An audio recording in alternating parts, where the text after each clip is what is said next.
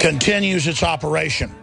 But now the globalists are getting ready to fully overthrow all vestiges of freedom, all vestiges of normal human activity, and have a revolution, a technological overwrite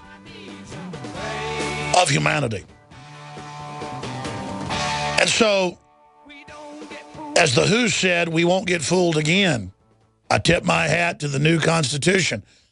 But with Ted Cruz, Rand Paul, and others, I guarantee you, if they get in office, the system will try to compromise them as president or vice president.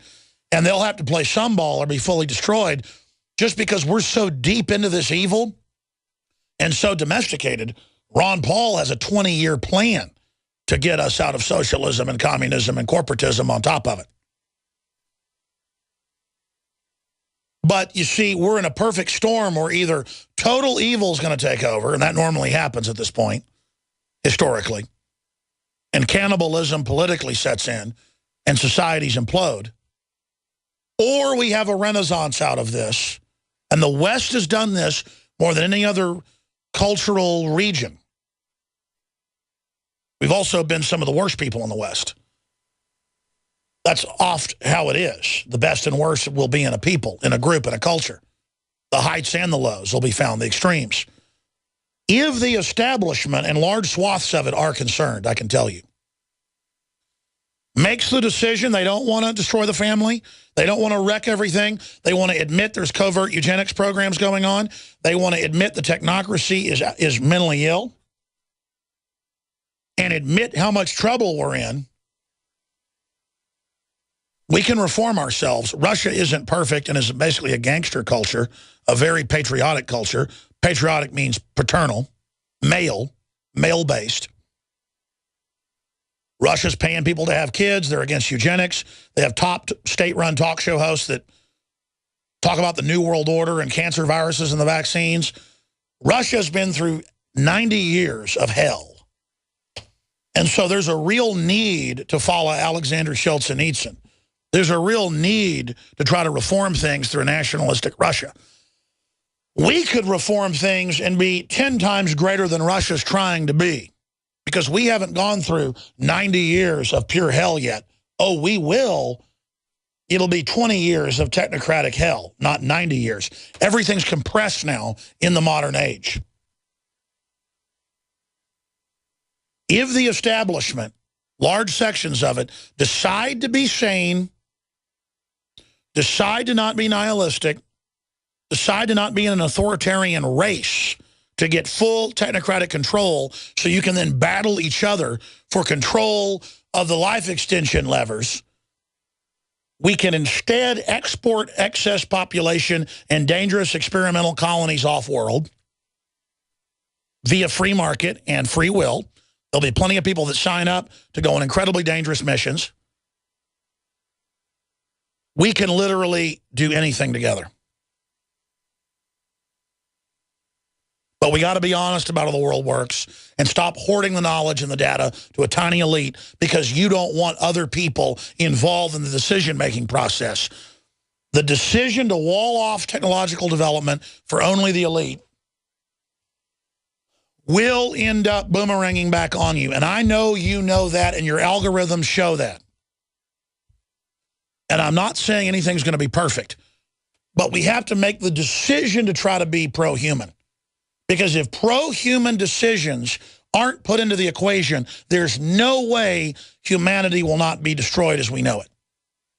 Even if we try to do the right thing and be measured in what's happening, we don't have a lot of really good options for the general population.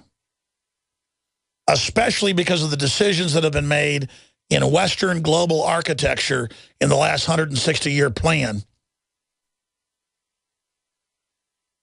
It's so built into the system now that unless we try to build in algorithms and developments that can somehow create something new out of what you've already set in motion, the only way to describe the technological terror we're about to enter is pure Satanism.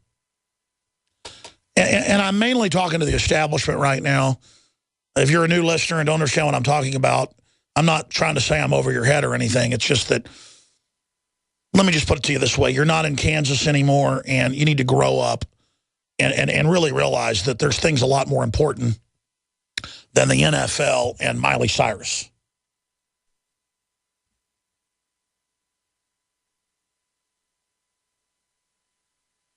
Now, I want to get into the TSA developments. I want to get more into Ted Cruz. I want to get more into Harry Reid saying Obama should basically be a dictator.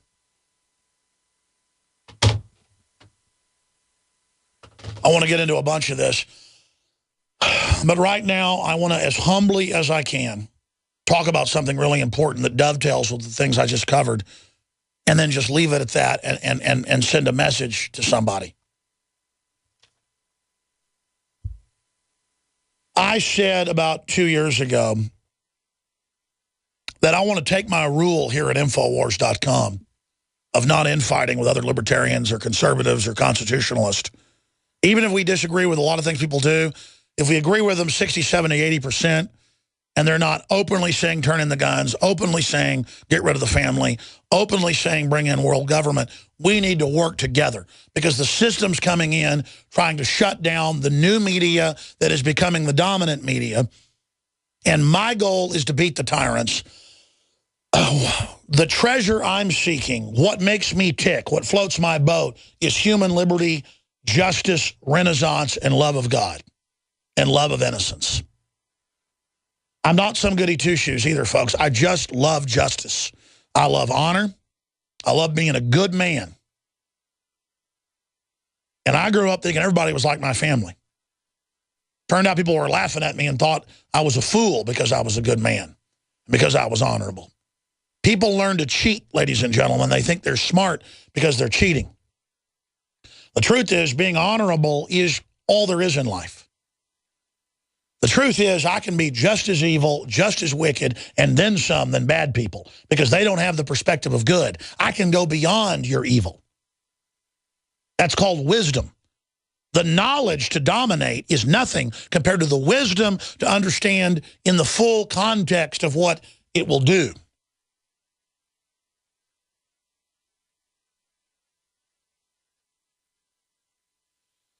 But I've been immature. I've been on air 19 years, and it's certainly been a growing process. I've been a train wreck. So I apologize to everyone for the things I've done, whether it's been perceived or real. The reason I'm concerned about Glenn Beck right now is because I can identify federal talking points. And the fact that he's putting them out the way he is really says something bad. And he said a lot of lies about me the last few months and basically is trying to tell radio stations not to carry my show. And is trying to damage the InfoWars operation and free speech. He says I want violence. He says I was behind the Bundy racist comments. I played the clips. I'm not going to play them again. He says that I'm Malcolm X and that he's Martin Luther King. And then misrepresents what Malcolm X stood for. At the end, Malcolm X was pretty much nonviolent. He was always, I have a right to defend myself. That's not offensive violence. But yesterday, and we got sent the clip by multiple affiliates, I didn't even listen to all of it. I had the guys do me a transcript because I just can't listen to it, quite frankly. It makes me want to cry. Because Glenn Beck's a very talented, smart person, has so much potential, and is a great actor. And I mean that. He admits he's an actor. He likes to be an actor. He puts on some great stage shows. I'm not in competition with Glenn Beck, and I'm not going to respond to it anymore. I told my crew don't attack him anymore. They did a promo where MSNBC and CNN's attacking me, saying I'm a conspiracy theorist and must be stopped. And then we play a clip of Glenn Beck saying he's a conspiracy theorist, you know, all the rest of it, showing the talking point. I'm going to have that ad taken down.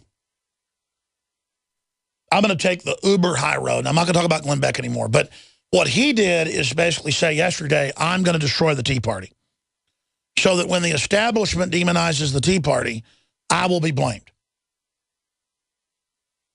When in truth, he's trying to lead it down a rat hole and obviously working for the Republican establishment And the tactics he uses are spending 20 minutes on it. A part of a segment, another segment. And Breitbart did the same thing. Here's the headline. McDaniels supporter arrested for sneaking into Mississippi Senator Thad Cochran's wife's nursing home room. Well, I mean, I think if the incumbent's not taking care of his wife, I'm not alleging that. That's the type of stuff you would want to investigate. Clayton Thomas Kelly, 28, of Pearl, allegedly photographed Rose Cochran, who's incapacitated with progressive dementia. Now, I don't know if it was bad what he did or good. I don't know. But this is what Southern Poverty Law Center, ADL, State Department, MSNBC, White House-run Media Matters do. My show reaches 15 million people. It's more than that now. In fact, we've looked at some numbers. It's probably 18 million a week one way or another right now, okay? Basically,